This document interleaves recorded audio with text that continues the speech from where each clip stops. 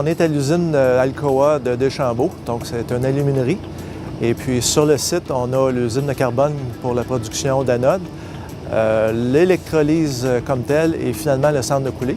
L'usine regroupe plus de 550 travailleurs.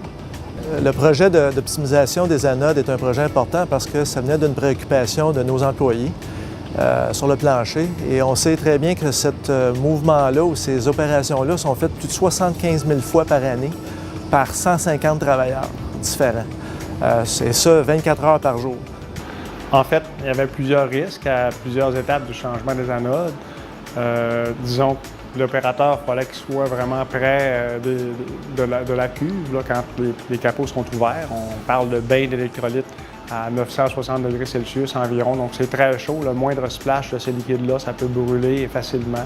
Il y a beaucoup d'émanations de gaz aussi, des fluors et des sulfures et tout ça, donc c'est des gaz qui ne sont pas très bons pour la santé. On utilisait une jauge pour faire la marque des anodes, ce qui fait que l'opérateur devait monter dans la jauge et subir des émanations de fluorure qui lui arrivaient directement au visage.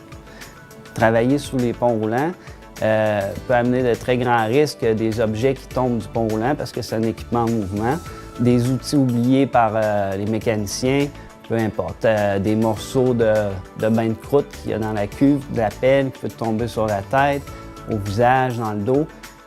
Et tout ça se faisait à l'aide d'un trait de craie qui était placé sur la tige de l'anode.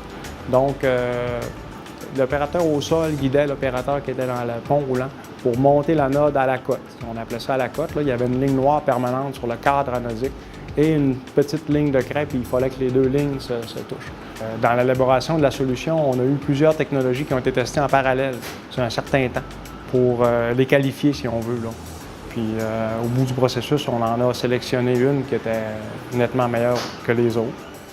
Il y avait des opérateurs, des superviseurs et puis des techniciens au début. Ensuite, par la suite, quand le projet a pris de l'avant, on a commencé à faire un pont roulant.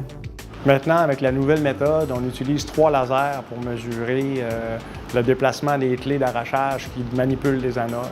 Il y a un laser par clé puis un laser sur le cadre anodique pour effectuer le positionnement. Toutes les mesures se prennent automatiques, autant au niveau de la cuve, au niveau du cabaret où on dépose nos vieilles anodes puis on en prend les neuves. Donc, toutes les mesures sont automatisées.